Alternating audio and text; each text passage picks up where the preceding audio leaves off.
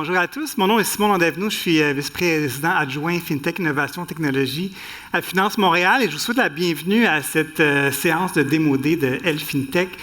C'est vraiment un plaisir de vous avoir avec nous aujourd'hui pour célébrer le parcours et le succès de femmes exceptionnelles avec qui nous avons eu la chance avec qui nous avons pu côtoyer dans les derniers mois. Je me suis joint à l'organisation personnellement il y a un peu plus de 6 mois pour vraiment réviser ce qu'on faisait à Finance Montréal au niveau FinTech et c'était une aventure exceptionnelle de consulter la communauté, l'écosystème pour voir comment on pouvait complètement réviser notre offre de services à la station et comment voir pour faire une vraie différence pour l'écosystème financier du Québec. Vous savez, la station FinTech Montréal, c'est pas juste un endroit physique, c'est un connecteur d'idées, c'est un endroit où est-ce que les entreprises, les startups peuvent travailler ensemble pour voir comment vraiment faire avancer notre écosystème.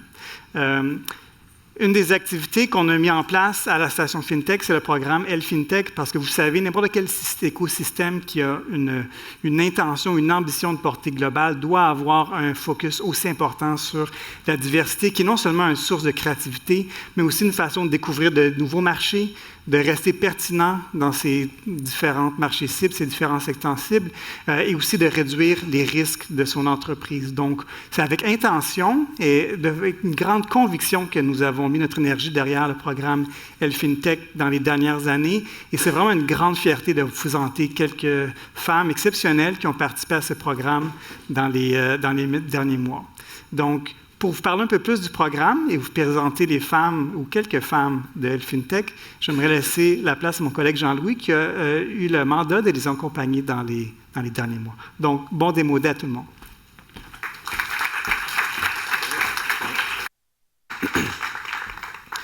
Thanks, Simon. So when I took on this cohort, it was obviously a tremendous privilege. And so what you're about to see now is quite the slate of products, services, and advisory firms that range all the way from sustainable finance, AI, blockchain, but specifically for products that are touching both institutional and consumer finance. So without further ado, I won't keep you guys waiting too long. I'd like to welcome Lin on stage from Owni.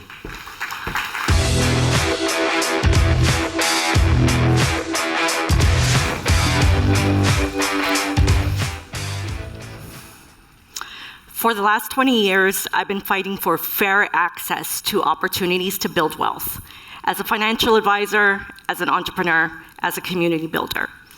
I've seen every side of the housing market, including 5 years as a mortgage broker during the pandemic frenzy. Here's the truth we all know. Buying a home is harder than ever. Prices are high, salaries aren't moving, and saving for a down payment feels impossible. In Canada, roughly 75% of mortgage pre-approvals do not convert into a purchase. Anybody here ever been through the mortgage process? Is it fun? No. It's freaking annoying and it's stressful. So why is it that 3 out of 4 people who are qualified to buy, ready to purchase, they hand over their documents, they go through a credit check, they get excited, they go shopping, they might even make an offer on a property? Why is it that 3 out of 4 of these potential buyers walk away with nothing? It's unaffordable. They're priced out. The average home price in Canada is 6 times the average household income, 6 times. And the down payment you would need, if these were your numbers, $230,000. I've been in finance for 20 years. We've been talking about unaffordability for 20 years. There's a disconnect somewhere, and that is the gap that we want to close. My name is Lin Sok. I am the co-founder of Owni. Owni's mission is to create a world where everyone secures a home and real estate stays in the hands of the people. Our vision fulfills 4 of the UN Sustainable Development Goals: to end poverty, to reduce inequalities, to build sustainable cities and communities, and to create partnerships for goals. How do we plan to solve unaffordability? Through co-buying. Our platform helps individuals find a compatible co-buyer to purchase real estate with. Not everybody has someone they could co-sign with, and our platform facilitates the process. It's simple. First, you find a compatible co-buyer who shares similar goals to you. Then users will have access to our trusted mortgage, real estate, and legal professionals to guide you through the process. We're practical with AI. We're building an in-house custom MCP platform that provides one connection point. It allows for simpler future scalability, including possible tokenization, and it allows us to focus on what's most important, providing excellent user experience. For the last 20 years, I've been fighting for fair access to opportunities to build wealth. Owni is another piece of the puzzle for me, but I'm not doing it alone. Our team has expertise in financial services, business, technology, and community building. The secret sauce that allows us to develop a global real estate platform at scale. But that's not all. 5 years ago, I started a community called Women and Money Montreal. For the last 5 years, I am so proud to lead over 2,500 women to take bold action in wealth, in business, and in life. The audacity to create your own solutions. Over the years, I've had hundreds of conversations with women who come up to me and say the same thing, the same frustration. Lynn, I work hard, I do all the right things, I'm ready to buy, but I can't afford it alone. Is this it? What am I supposed to tell them? So Owni had the audacity to create the solution. These women are our inspiration and they're our proof of concept. Today, we are here to ask for two things. We could build Owni slow through community and collaboration, or we could raise in order to grow faster. We're also seeking B2B partnerships so we could help you service your clients. That 75% I was talking about in the beginning, we're looking for B2B partnerships with banks, with national mortgage lenders, with real estate firms, and with governments who are willing to partner with us so we could actually help solve this access to home affordability issue.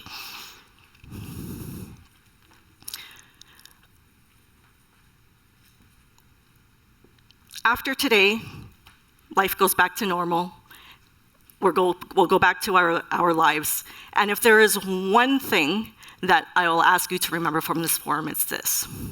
This weekend, when you're at your dinners, your weddings, your parties, and you see young people, ask them how confident they are in buying a home alone. Ask them how confident they are in investing in real estate alone. I'll bet you half of them will say, I don't know how I'm going to do it. And I bet you a lot of them will think, I'm waiting for my inheritance so I could afford it.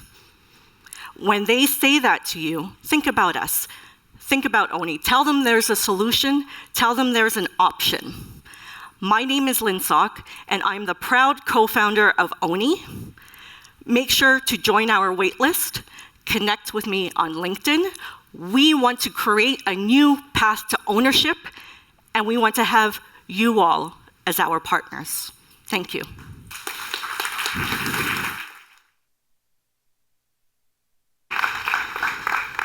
Thank you, Lynn. And now I'd like to welcome Marie-Hélène from CloudSibyl.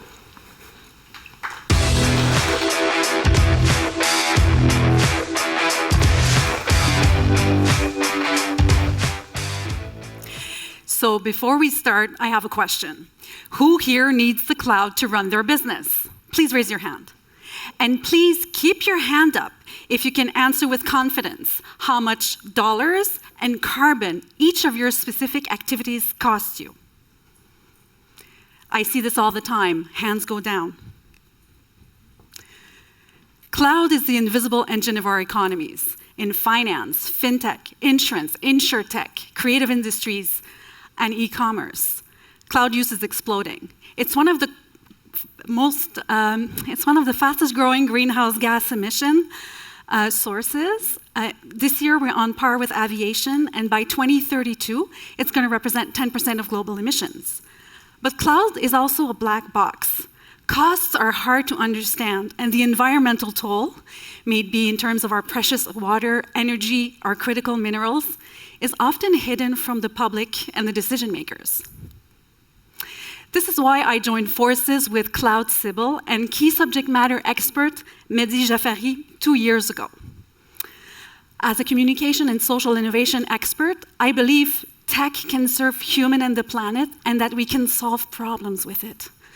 And our mission is to help companies thrive into this cloud and AI era. But let's be honest, nothing gains companies' attention more than money. So let's crush some numbers. In Canada alone, this year, cloud market is going to reach 18.4 billion. But across industries, 72% of companies exceed their cloud budget, and 30% of cloud spend is wasted. Again, in Canada this year alone, it represents $5 billion. That sounds horrible financially. When we talk about waste, what are we talking about exactly?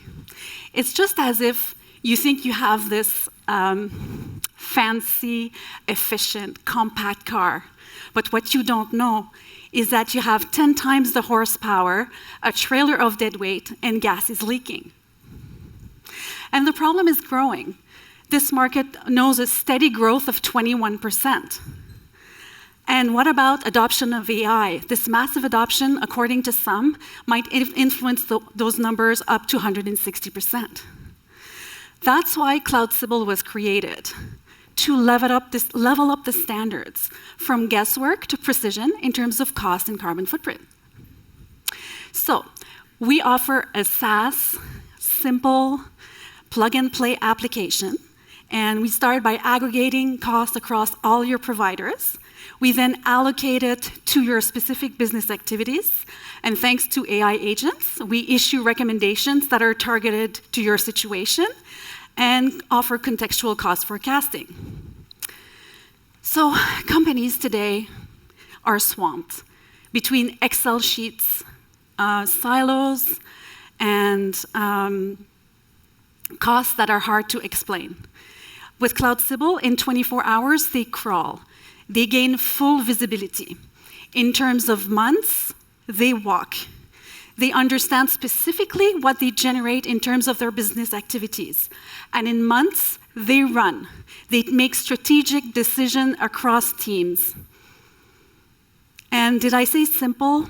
Our solution takes 15 minutes to onboard, and results are available within 24 hours. So we've been testing. We spoke with hundreds of C-levels. We also delivered our solution and tested it with our 3 early adopter clients. With client 1, a SaaS from the supply chain, we've demonstrated 36% cost reduction. With client 2, a company that is looking to raise with investors, we were able to demonstrate a KPI per client, which shows maturity in terms of controlling their margins. And with client 3, a SaaS in the financial management space, we were able to reduce use according to their objectives. So where do we want to go? Become a Canadian flagship company and help businesses be resilient and reduce tons of CO2. We think flexibility is key. This is why there are 2 ways to work with us, depending on the level of support and control you need. It can be self, co, or fully managed. Our business model is a percentage of is a subscription based on a percentage of your yearly cloud spent. So we make sure that there's a quick ROI under 3 months. For example, you pay 100 in cloud, 100K yearly. We charge you 8.5, and we help you save 30K. So I'm here today to speak with companies who are cloud dependent, who are running at scale a SaaS application or a platform, who are looking to reduce their skyrocketing bills or have questions about the possible waste they're generating or they have. Also, are you ESG curious? Are you starting to hear from your employees, your partners, or your clients what you are generating in terms of cloud? That's exactly who we're here to help. So Remember at first when I said, raise your hands? Well, that's what we're looking to close the gap between the cost, the carbon footprint, and what you know as a company. So come and speak to us. We're going to be here all day in the lounge, Mehdi, the founder, and I. And please, looking forward to help you. Bye-bye. Thank you.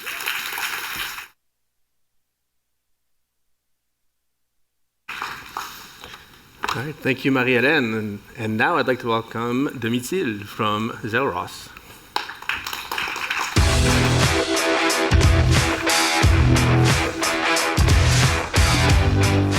Bonjour à tous. Je vais vous faire un pitch un petit peu différent de ce que j'avais prévu initialement. Si j'étais venue il y a 3 mois, je vous aurais parlé de Zelros. Zelros, c'est une start-up dans l'intelligence artificielle qui aide les conseillers bancaires et les agents d'assurance à améliorer leurs performances et améliorer l'expérience des clients. C'est une start-up française qui est notamment connue pour l'expérience personnalisée à travers tous les canaux de distribution qu'elle offre. Mais aujourd'hui, je vais vous parler de quelque chose d'un petit peu différent. Parce qu'il y a 3 mois, on s'est fait racheter par Earnix. Earnix, c'est une entreprise américaine spécialisée dans le pricing et l'underwriting. Et je me suis dit, pourquoi pas faire plutôt une petite storytelling au lieu de vous faire un pitch de vente aujourd'hui pour vous expliquer comment une petite start-up française qui s'est installée à Montréal il y a maintenant 4 ans dans un désir d'internationalisation a réussi à attirer l'attention du marché et à se faire acheter par un leader de l'assurance. Pour vous expliquer un petit peu cette histoire, je vais vous parler de mon histoire. Il y a 4 ans, j'ai rejoint l'aventure Zelros dans l'équipe marketing. Le but, assez simple, développer une stratégie marketing en Amérique du Nord. Seulement, je me suis retrouvée confrontée à 3 problèmes. Le premier, c'est qu'on avait un produit hyper complexe, à comprendre pour nous en interne et du coup, à marketer. Le deuxième, c'est qu'on avait des processus de vente, des propositions de valeur qui n'étaient pas forcément alignés avec les besoins du marché, notamment en Amérique du Nord. Et le troisième, c'est qu'on avait une équipe de Customer Success hyper performante qui adaptait en fait le produit à chaque client, rendant l'industrialisation un peu compliquée et surtout la compréhension pour nous à l'interne pas très évidente. Et tous ces pôles que vous voyez là, ils travaillaient super bien, mais en silo. Je pense que vous connaissez tous ça, chacun travaillait très bien, mais dans son coin. Donc je me suis lancée dans ce que j'appellerais ma quête. J'ai commencé par rejoindre l'équipe produit pour comprendre comment on configurait le produit, comment on l'utilisait. Mon but, c'était d'arriver à voir où étaient nos forces, les failles, qu'est-ce qu'il fallait mettre en avant, etc. Ensuite, je me suis rapprochée de l'équipe de vente. Le but, créer des messages qui étaient pertinents pour notre audience, qui étaient pertinents pour les gens qui étaient sur le terrain. Puis finalement, je me suis chargée de l'implémentation de projets directement chez nos clients pour avoir des retours utilisateurs et comprendre où est-ce que nos produits ils fonctionnaient moins. Le but de tout ça, c'était d'avoir une sorte de réalité liée, fiction, réalité liées ensemble pour que j'ai une sorte de vue 360 de ce qu'on faisait chez Zelros. Si je devais résumer ça, mon but, c'était d'être un peu un petit couteau suisse, capable de comprendre tout ce qu'on faisait chez Zelros, pourquoi on le faisait, comment on le faisait, etc., dans le but d'avoir une stratégie alignée à l'interne et sur le marché. Et vous allez vous dire, mais pourquoi elle nous raconte tout ça ? Eh bien, parce qu'il y a quelques temps, je suis tombée sur cet article qui parle du super nouveau job selon OpenAI. Ce job, si je vous la fais courte, c'est Forward Deployed Engineers. C'est des profils qui vont se mettre entre l'IA générative et le client. C'est-à-dire qu'ils vont venir configurer, onboarder des agents d'IA dans des systèmes internes d'entreprise. En gros, ils personnalisent une solution en fonction des besoins clients. Et ça, c'est le super job de 2025, qui est basé sur une technologie qui, elle, est sortie en 2022, toujours l'IA générative.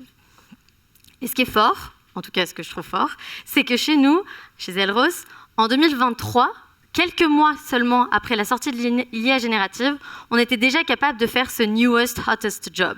C'est-à-dire qu'en plus d'avoir la capacité d'intégrer cette nouvelle innovation à notre produit très rapidement, on a créé des cas d'usage qui étaient spécifiques pour les besoins de nos clients et on a su communiquer au marché correctement toute cette innovation. Je vous parle de l'IA générative parce que c'est un big thing en ce moment, c'est une des raisons de notre achat, mais ce n'est pas la force de Zelros. La force de Zelros, c'est finalement, depuis 2016, on est capable de toujours prendre ces nouvelles innovations et les adapter aux besoins du marché. Zelros, maintenant Zelros by Earnix, c'est une entreprise qui travaille avec les plus grands acteurs du secteur de l'assurance, qui a des partenariats stratégiques depuis maintenant 8 ans, et surtout qui a une reconnaissance aussi bien en Europe qu'en Amérique du Nord pour notre technologie et son innovation continue. Puis si je devais conclure et vous dire pourquoi on a été racheté nous et pas un autre, je sais que ça fait un peu fleur bleue, mais je dirais que c'est grâce à eux. Avec toutes ces nouveautés d'IA générative, de performance, comment on va remplacer les employés, etc. Moi, je pense qu'il ne faut pas oublier que derrière, c'est l'humain, c'est toute cette collaboration qui, chez nous, a été drivée par l'innovation qui a fait qu'on en est là aujourd'hui.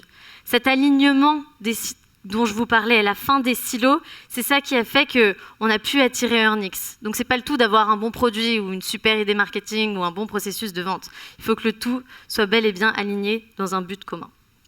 Voilà, si vous avez des questions, c'est un peu court 5 minutes pour vous expliquer 4 ans de vie, mais si vous avez des questions sur ce qu'on a fait chez Zelros, sur notre produit, notre histoire, notre stratégie, n'hésitez pas à venir me parler, je serai ravie de répondre à vos questions. Bonne journée.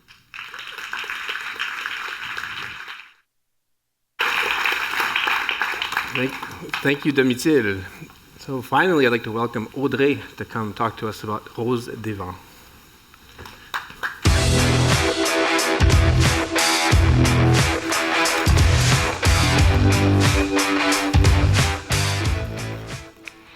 Hi, everyone. It's a pleasure to be here among such a brilliant group of people building the future of finance. I'm here to present Rose des Vents, an advisory firm in sustainable finance. Now, I know my topic may seem off for a fintech forum, but I'd argue it's exactly the right place, because the real innovation in finance isn't just digital, it's directional. It's about where we're going and why. I come from the institutional finance world. Over the past 12 years, I've helped shape internal sustainable finance strategies, build capacity and expertise internally, influence investment decisions at scale, and push for more ambitious, more integrated practices. But at some point, I realized I could do more. In fact, I had to do more. I wanted out of the walls. I wanted to connect actors across sectors to accelerate timelines and to build solutions outside the box. Of course, I wanted to think in returns, and I wanted to think in value, in values. So, I left. With 2 small kids at home, I walked away from the comfort and predictability of a steady job to launch Rose des Vents. A firm, yes, but more importantly, a compass, a way to reorient capital with clarity, courage, and conviction. In French, Rose des Vents means compass rose. It's the symbol you look for when the map isn't enough, when you need direction. And in today's world, what we need isn't just speed or scale, we need direction. Now, let's be honest. We are in a weird moment. ESG has become he who must not be named or seen, apparently. There's a backlash, confusion, even fear around ESG and sustainability. Terms are becoming taboo, regulations are stalling. But this moment, strange as it is not unique. We've been there before, moments of backlash, of uncertainty, of deep discomfort. And time and again, we've learned the same thing. Chaos is not the opposite of progress. In fact, it's often where transformation begins. The Montreal Protocol came together in response to a scientific emergency and is now a global success story. The United Nations was created in the ashes of World War II when the world urgently needed new ways to cooperate. And remote work, a massive cultural shift, was normalized by a global pandemic. None of these came from comfort. All meaningful change begins in turbulence. So, what do we do? That's a fair question. We embed directly with your team to bring structure, momentum, and focus when time and resources are missing. We help you define the path when you know where you're going, but need help on determining how to get there. And we step into the unknown when you're facing something new, something complex, or something messy, and need a solution that does not fit the existing playbook. Because we don't just strategize, we operationalize. We tailor our support to where you are and where you're ready to go. Apparently, this works. Demand keeps growing. So well, in fact, that we're looking to open our first full-time position this year. What better way to celebrate a one-year anniversary than to create a job? So, let me ask you, are you still skeptical that sustainable finance is more than just marketing? Have you ever been tasked with doing ESG without really knowing what that means or what success looks like? Are you looking to go beyond disclosure without getting lost in complexity? These are the spaces where Rose des Vents thrives. We bring sharp thinking, clear methods, and a solid expertise, combined with a human approach, a deep sense of purpose, and a real drive to move things forward. This is not just a service, it's a partnership built to move with you at your pace towards something that really matters. So, before I go, let me leave you with this. Sustainable finance is the future of finance, period. Not someday, not if regulation catches up, not only when the headlines are good, now. So if you're ready to stop circling and you're looking for clarity, direction, and a real partner to get you there, I am Odrey Robillard, founder of Rose des Vents, here to help guide this shift. Thank you.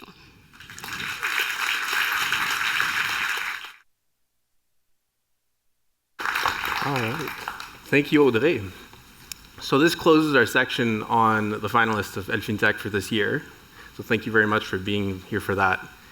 Now we're going to shift over to a very special segment from our sponsor, Coinbase. So I'd like to welcome Laure and Steffanie, Laure being Associate General Counsel of Coinbase, and Steffanie, their newly appointed CCO of Coinbase Canada, to talk to us about what it's actually like to push stablecoins in the institutional and regulated spaces.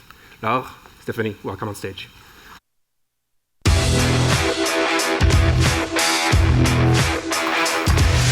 Thank you, Jean-Louis. Hi, everyone. Thank you for being here. We're very happy to be presenting this topic to you. I love the pitches. All meaningful change begins in turbulence. This could have been our own lead-in. It was the one before. The thing I would change is that, unfortunately for most of you, DeFi is not now. It is still in the future, but we're here to present at least some of it. I also wanted to tell you all, Lucas Madison was supposed to be here, as you've probably noticed from the agenda. He's our country director. He had to stay in Ottawa, which is a very, very positive sign. You probably all saw the public announcement from the Bank of Canada, from OSFI, and from the new government lately. We're very hopeful for the future of crypto in Canada to come in a safe and trusted manner. 5 million Canadians own crypto. We're working on letting the government and others know that it does matter, it is important to everyone, it is not a partisan issue. I'm Laure Fouin, the Associate General Counsel for Coinbase in Canada. Prior to that, I was a partner with McCarthy Tétrault and a partner with Osler, where I was co-head of blockchain and crypto. My team within Coinbase is called the Rest of the World International Legal Team. In that team, I have colleagues in India, Australia, EU, UK, LATAM, Bermuda, where we serve about 70 different jurisdictions via what we call a reverse solicitation. In that role, I'm lucky to see the different approaches that different jurisdictions take to crypto and go from one end of the spectrum, Canada, Singapore, EU, to the other end of the spectrum, which I will not name. And at Coinbase, what we strive to do is be the most trusted and easiest to use platform. What we're here for, Steph and I, is the most trusted part. Thanks, Laura. Yeah, and I'm Steffanie, the Chief Compliance Officer of Coinbase Canada, and what I do is ensure that our Canadian growth and operations are appropriately managed within our regulatory framework. Like Laura, I'm part of a broader international team, the International Compliance Team, and like Laura, I have colleagues all over the world whose focus is on maintaining our most trusted status. Thank you, Steph. We've seen Canada, talking about international, we've seen Canada play a foundational role in crypto. Ethereum was born in Toronto. The first crypto ETFs were in Canada. Back in 2019, our securities administrators got together, find a way to regulate crypto trading platforms like Coinbase. We had a clear regulatory framework, which the rest of the world did not have. Today, we feel like we're falling a little behind because of a lack of regulatory clarity. We wish there was a clear national policy. From your own compliance perspective, what does Canada need to get right to avoid falling behind? Yeah, Laure, you've perfectly captured the dichotomy we're facing, a proud history of early innovation and regulatory leadership.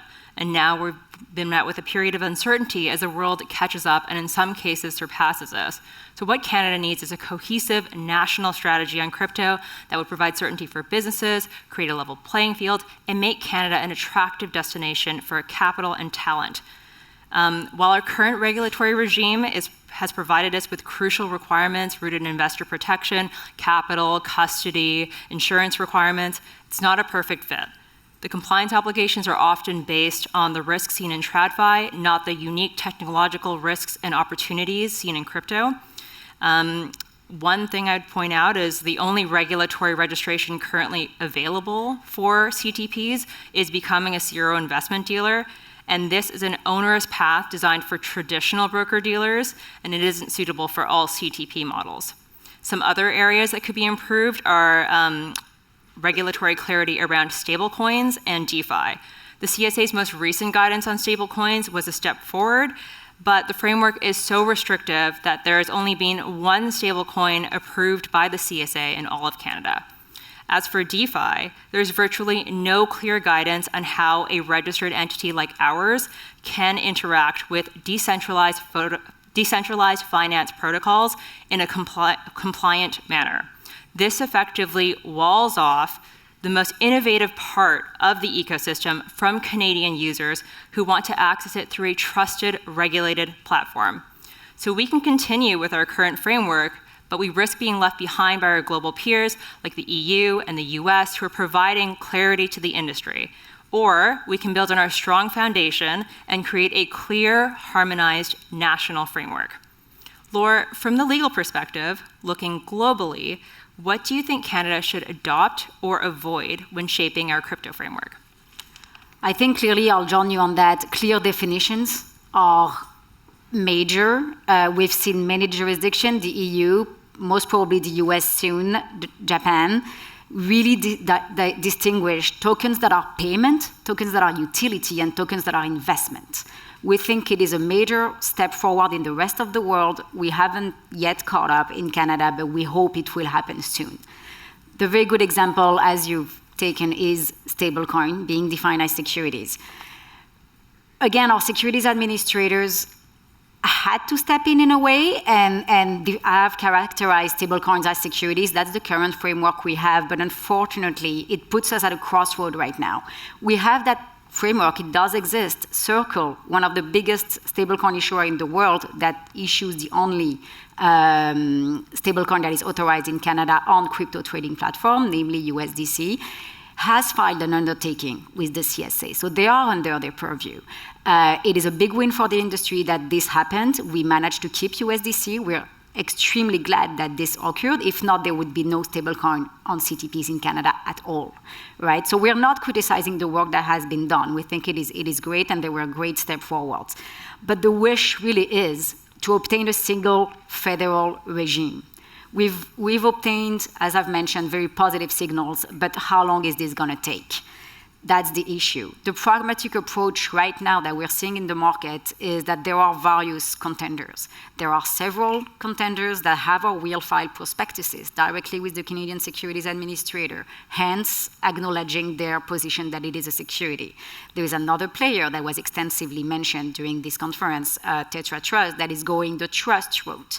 But how long will that route take? That route is Alberta-based. Will it be accepted in the rest of the provinces? Will it be a truly national regime? We do not know that yet. Why does that matter? Why should you care? What's the opportunity? The biggest use cases right now for stablecoins are international transfers Canadians pay 6 to 12% every time they send money abroad. Being a mainly or a lot immigrant-based population, this means a lot of people pay a lot of money to send money back home. The other use case is countries where there is very high inflation. Residents in this country tend to buy stablecoin in order to protect themselves from this inflation. What do they buy today? US dollar, not Canadian dollars, because we do not have a Canadian-denominated stablecoin. That's an opportunity to be a leader in the world and propose a stable currency to the residents in this country. I was witness to another big evidence of why we need some more regulatory clarity. Back in July, my entire team was tasked with helping product develop a list of 5 new products that are very interesting for users. Most of my colleagues had the regulatory clarity to help shape the product, to help decide how we make them in a compliant manner. I barely could help because I did not have the clarity. So I did what I could, but the product is being shaped by the regulatory needs of other countries. If we can authorize them later, good. But if we cannot, because it was built for someone else, then we won't be able to. That's, in my way, a lost opportunity. Steph, you're in compliance, completely different point of view. According to you, why does regulatory clarity matter that much for us? Yeah, so it's a big focus for compliance because currently the regulatory requirements are not appropriate, and the current regime is disclosure-based, which is what is used for securities, but that doesn't match the function of the asset. So right now, a stablecoin issuer, they have to file an issuer undertaking with the CSA. But CTPs like us, we can't just simply rely on the fact that that's been filed.